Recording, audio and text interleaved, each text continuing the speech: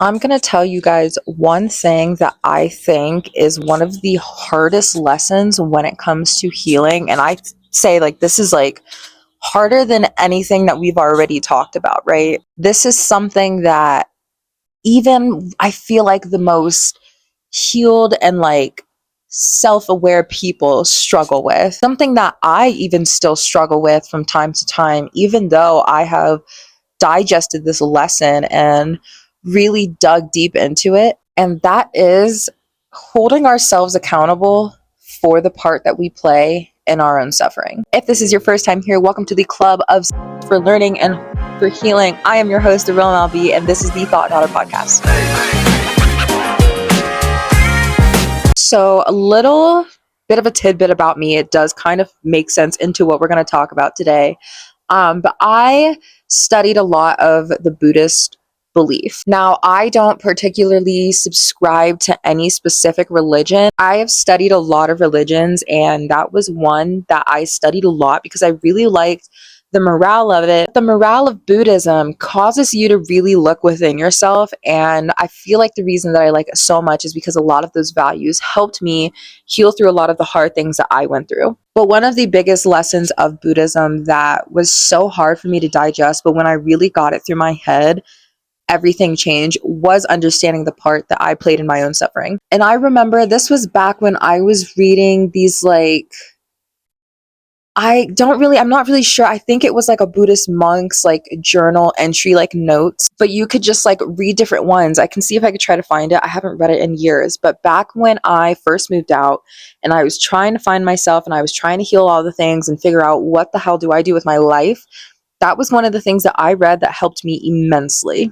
And one of the excerpts that completely wrecked me, I mean, like hit me with a semi truck, was when they were talking about understanding what parts we play in our own suffering, right? And a lot of people, I feel like they misunderstand this and they take it as victim blaming, but it's not. There are things that you cannot control that happen to you, that hurt, that were not your fault. But to prolong your suffering, prolong your pain, is playing a part in your own suffering. Something that I always say is that pain is inevitable. We live a life, pain is inevitable, but suffering is optional. And to kind of help you understand that, I view pain as like, the adversities of life, the wax and wane. We have good days, we have bad days, and there's kind of nothing you can do about it. Like, that's just kind of life. And sometimes really good things happen, and sometimes really shitty things happen. And it's not always our fault. But to suffer is to wallow in your pain, is to constantly hold on to the past,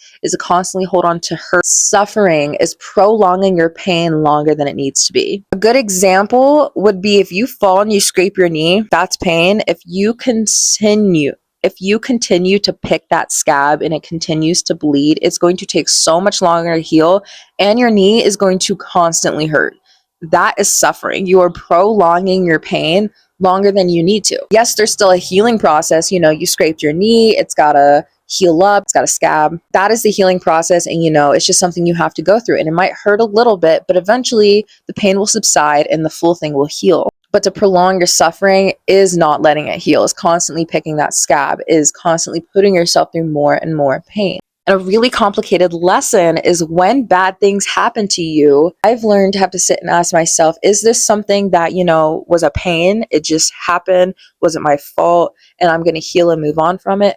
Or am I playing a part in my suffering here? Am I continuing to beat the dead horse? Am I continuing to go back to those people that hurt me and keep allowing them in my life and keep allowing them to hurt me after they showed me the patterns that they already have? Am I constantly going back to bad habits that I know are bad for me, that I know that I can overcome, but I choose to not? And people struggle with finding the part they play in their own suffering because it makes you take the giant A word, accountability. And most people, they struggle with accountability. Struggle with accountability is not subject to gender. It's not subject to race. It's not subject to sexual orientation.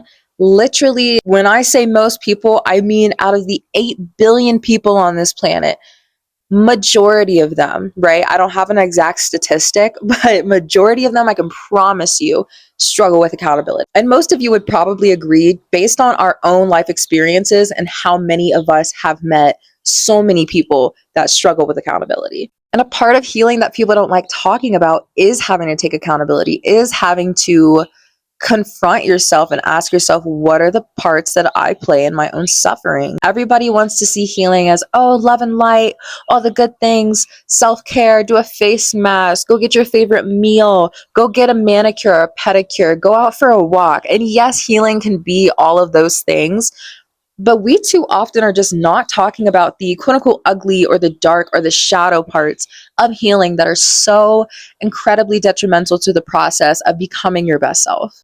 And playing a part in your own suffering can look like many different things. If you are struggling with, say, you're trying to quit smoking nicotine, like vaping, but you continuously put yourself in environments where you know a lot of people vape and you know you don't have that self-control yet, but you'll go and put yourself in that environment anyway, and then you'll get mad when you end up relapsing and you don't quit nicotine.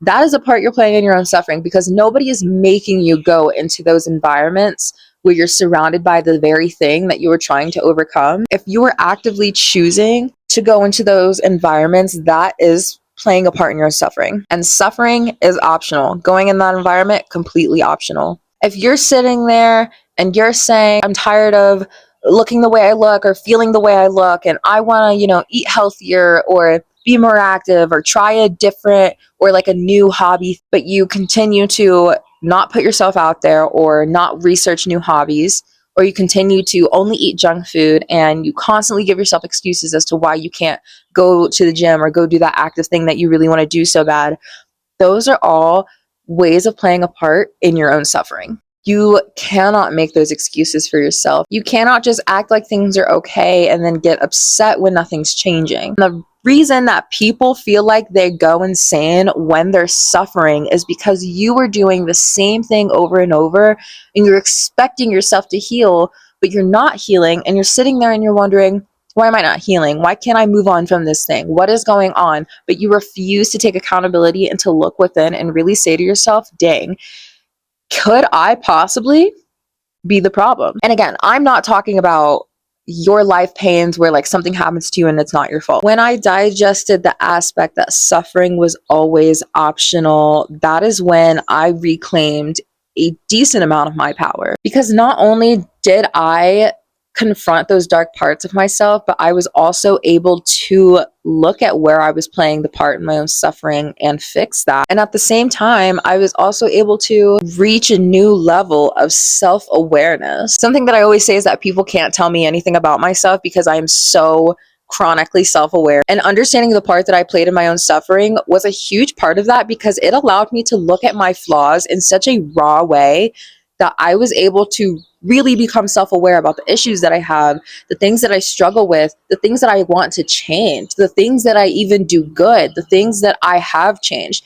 I was able to look at all of it from a clear like 0.5 lens, right? I was able to take a step back and say, whoa, because I was able to just be real with myself and be honest with myself. I now see all these things for what they are. I see my pain for what it is, it's pain, but I also see my suffering for what it is, suffering. I see it as something optional. I was able to better differentiate what isn't my fault and what am I to be held accountable for. What are things that I am enabling within myself, and what are things that, happen to me that aren't my fault and I have to heal and move forward from. And I understand that it's hard. I'm not going to sit here and act like it was an easy process for me. I struggled with it immensely. I 1000%, with some certain thing, really struggled to admit to myself that I was enabling certain behaviors within myself. Like, I'm talking gritting teeth was in the mirror. Like, there's no possible way that this thing could be because I'm enabling myself. And then when I really got real with myself and I really confronted that shadow, it was like, oh, okay, maybe I am enabling some things. Maybe I am actually causing myself to suffer more. Maybe I am prolonging my pain and turning my pain into suffering when it never had to be suffering. It could have just been pain. I want you to tell yourself every morning, pain is inevitable, but suffering is optional. And I don't want you to say pain is inevitable in the way of like, every day I'm gonna have a terrible day. Like, I'm gonna have all these like terrible, painful things happen to me. Like, no, that is not what I'm saying. I'm saying, be real with yourself. Life is not sunshine and rainbows at all. Sometimes it is, but sometimes life can really get you down. Life can really beat your ass, you know? And that is okay. It happens. We have bad days. It is all right. You can only control your reaction to it, and your reaction to things happening to you is going to determine whether or not your pain is just pain and you end up healing and moving forward, or if you turn your pain into suffering. I always say that your pain cannot become suffering if you are doing genuine healing. I know that there are some harder things pain wise to heal from that will take years, you know, like deeply rooted traumatic things. Those take longer to heal. So do not think that I'm saying if it takes you so long to heal that you're suffering. That is not what I'm saying at all. You know, healing with pain does not have a time limit. But do understand that if you are actively not doing things to push yourself forward in healing, then you are prolonging your suffering. But if every day you're even making a little bit of progress, genuine progress towards the end goal of healing and getting better and moving forward so you can take back control and power over your life, then that is success right there. That is just allowing pain to be pain. That is just allowing things to happen and understanding, you know, I'm going to take time to be gentle with myself and I'm going to heal and I'm going to move forward and I'm going to do what's good for me.